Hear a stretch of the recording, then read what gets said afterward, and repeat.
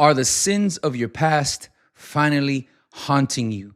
Are you paying what you're going through right now? Are you paying because of the sins of your past? Well, pay attention, because this is a strategy that the devil attacks many of God's people with. But let me tell you something right off the bat. When Jesus Christ saved you, he already knew everything about you. He knew about your flaws. He knew about your struggles. He knew about your battles. He knew about your temptation. And when Jesus Christ saved you, he already had provided a payment for your sins, the ones that you had before you came to Christ. And he's already provided a payment for your sins after you've come to Christ and the future sins that you haven't even done yet. When Christ died on the cross and resurrected on the third day, he paid the price for all your sins, the past ones, the present ones, and even the future ones.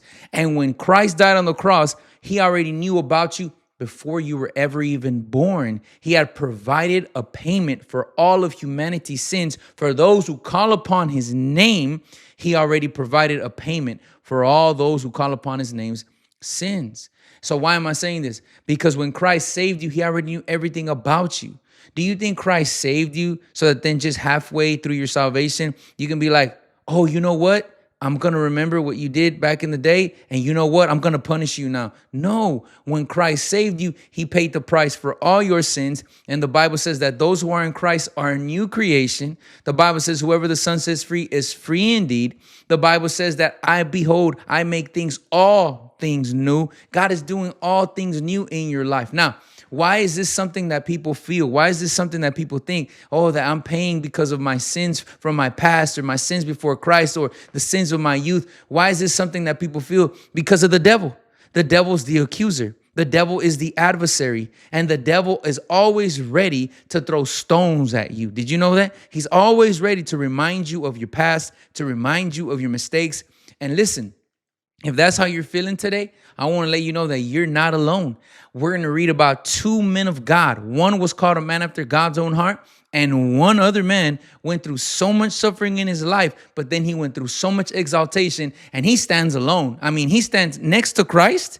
He stands head and shoulders above anyone else in Scripture when it comes to going through pain, but then being blessed by God. Pay attention. I'm going to speak about King David, and I'm going to speak about Job. Both of those men thought the same thing that you're thinking. They think this is happening to me because of my sins. This is happening to me because of the sins of my past. This is happening to me because of the sins of my youth. David and Job both thought those things. But pay attention here. We're going to read right here, Psalm chapter 25. We're going to start reading verse 7. This is the Psalm of David when he's asking God, Lord, teach me your ways. David is going through many afflictions. David is going through many battles. I want to let you know that in life, we're going to go through afflictions. In life, we're going to go through battles. And the battles you go through, the afflictions you go through are not because God is paying you back because of your sins. It's because we're living in a fallen world. We're living in a sinful world. There's going to be hardships. There's going to be battles. There's going to be struggles. There's going to be hardships that we're going to go through. It's not because God is paying you back. No, God already punished and judged his son, our Lord and Savior, Jesus Christ. He already judged them and punished them on the cross. Why is God therefore then going to punish you when he already punished his son, Jesus Christ, for all your sins? The reason we go through hardships and the reason that we go through afflictions is because we're living in a fallen world and we're living around fallen people. That's the reason. That's the reason we go through many things in this life. Now, there is people who go through things because of their sinful lifestyle that they don't want to let go of. I'm not talking about that. If you're going through something because you don't want to let go of a sin, let go of that sin and those things will stop. Let it go. Surrender. The Bible says that a man that does not confess his sins will go through punishment, but a man who confesses his sins and lets them go will receive mercy. Do you see what I'm saying?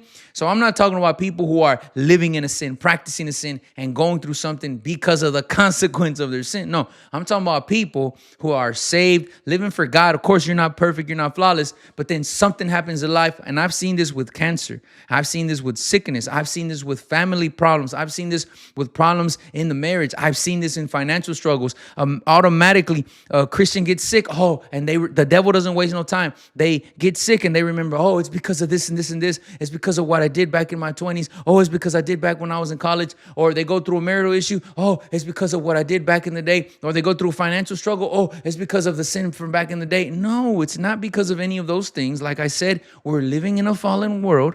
We're living in a world that is broken, and that's why Christ came to step down to save us, okay? So in your struggle, in your battle, you're not alone. King David and Job both felt like that, but pay attention because I know that God is going to strengthen you today. So David is asking God, Lord, teach me your paths. And he's going through struggles and people are trying to kill him. People are persecuting him. King David, yes, people are persecuting him, trying to kill him. A man after God's own heart.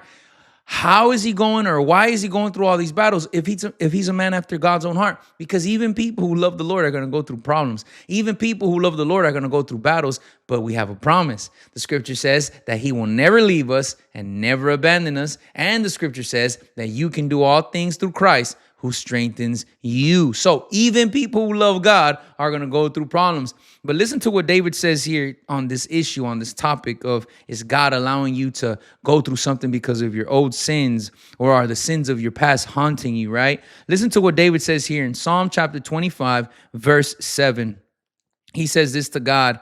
He says, remember not the sins of my youth or my transgressions. You see, David's not trying to act perfect or holy. He's straight up telling the Lord, because he's thinking these things, Lord, don't hold the sins of my past against me, Lord.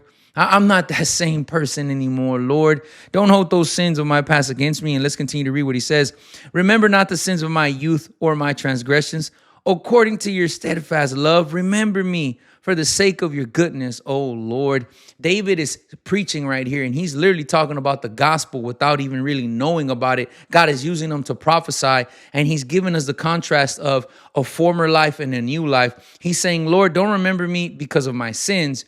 Remember me through your goodness. Remember me through your loving kindness. And you know, that's exactly what we received when Jesus Christ saved us. That's exactly what you received when Jesus Christ saved you. You have two parts of you. You have the old you, and then you got the born again you, the new you.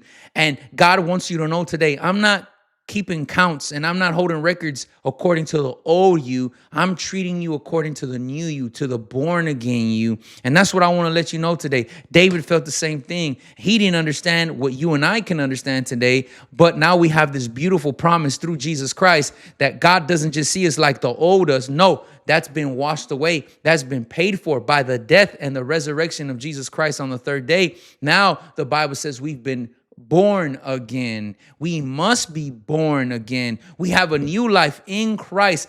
God doesn't just see us like that sinner no more. No, now we are children of God. That's what the Bible says, that all those who call upon his name have the right to be called children of God. So David is going through all these battles and afflictions. And he's telling the Lord, Lord, don't remember me according to my old sins, to my transgressions, to the sins of my youth, but remember me for the sake of your goodness, God. Now, I want to read you what Job is going through. Job is a man of God, and he's going through many afflictions, many struggles, many horrible, horrible sufferings. His family passes away. His children pass away. He loses his health. He loses all his finances.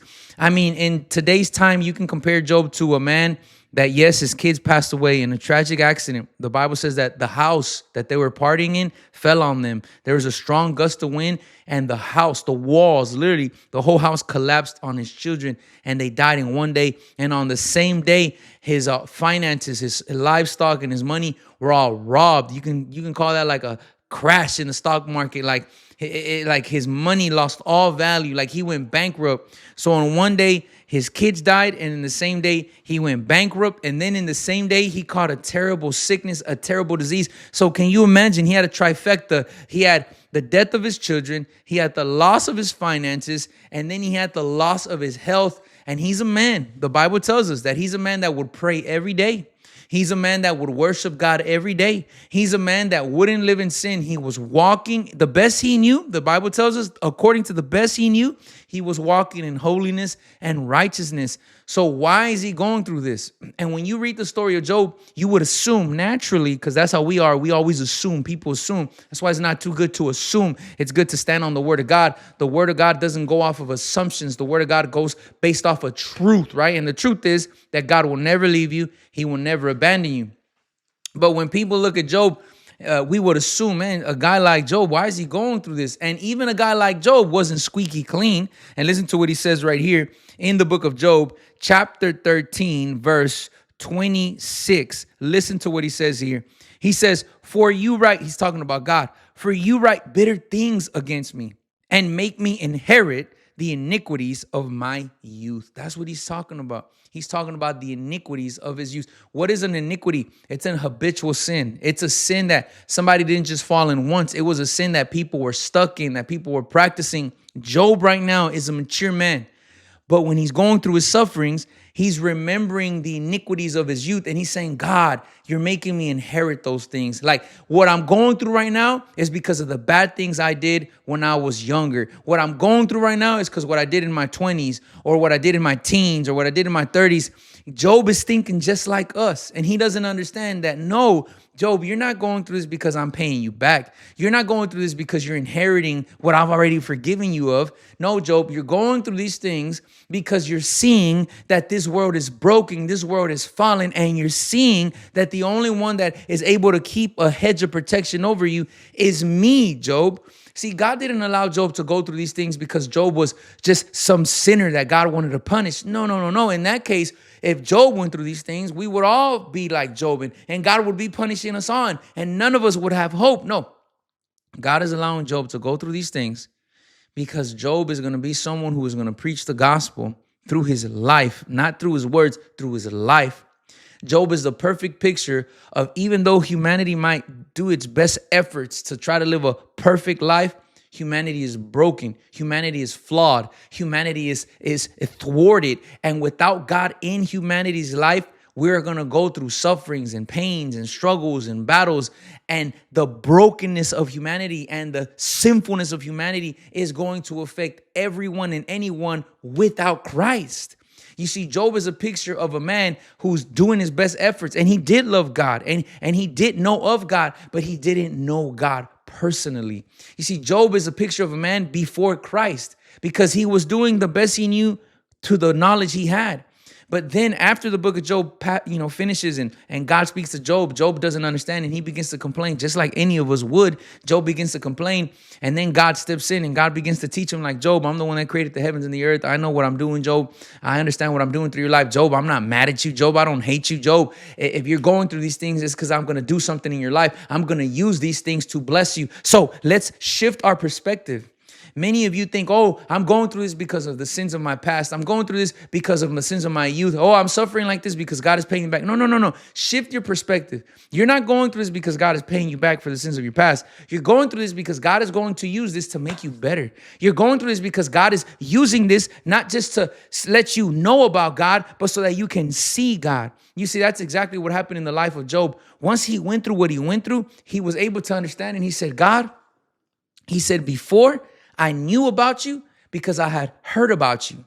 He said, but now, God, I know about you because I have seen you with my own eyes. You see, Job is a picture of a man before Christ and after Christ. Before Christ, he knew about God, but even though he had his best efforts, the impact of this broken world was coming upon him.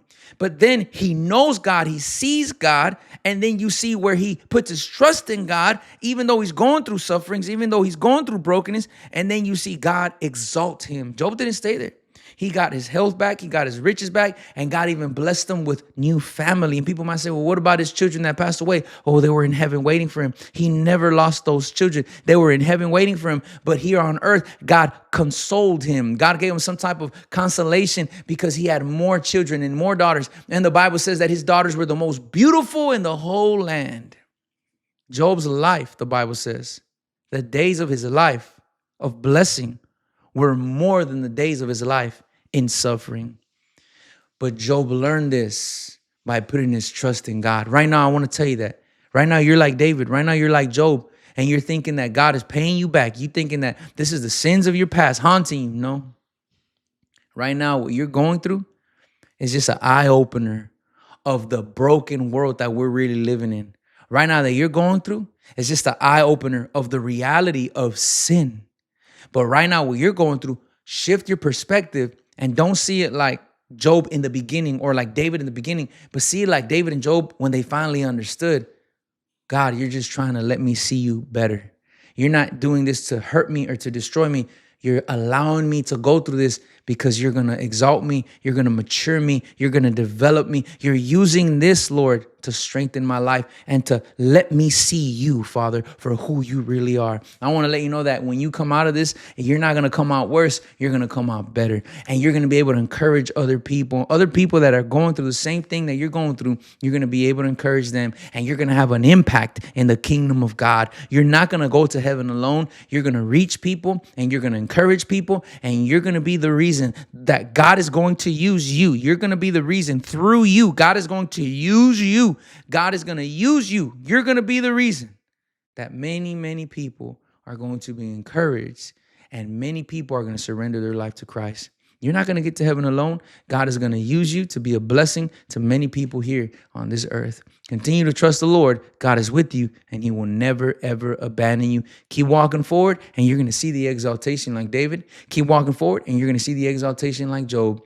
God's not going to leave you alone. He didn't save you to then just cut you off in the middle. No, he saved you. He's going to keep you safe, and he's going to finish the work that he started in your life. God bless you. I pray this video was a blessing to you. If it was, do me a favor. If you're not subscribed, subscribe. I post daily videos just like this one that I hope will be a blessing to your life. So if you're not subscribed, subscribe right now down there. Press the subscribe button and turn that little bell icon on so that you can be alerted every time I post a brand new video. And if you would like to show your support or appreciation to my channel, you can do so in one of two ways. The first way looks something like this. It's called Super Thanks. You can find this little logo down here next to the share button, next to the like button. You look for that little logo, you press it, a little gauge is going to appear that you can swivel forwards or backwards.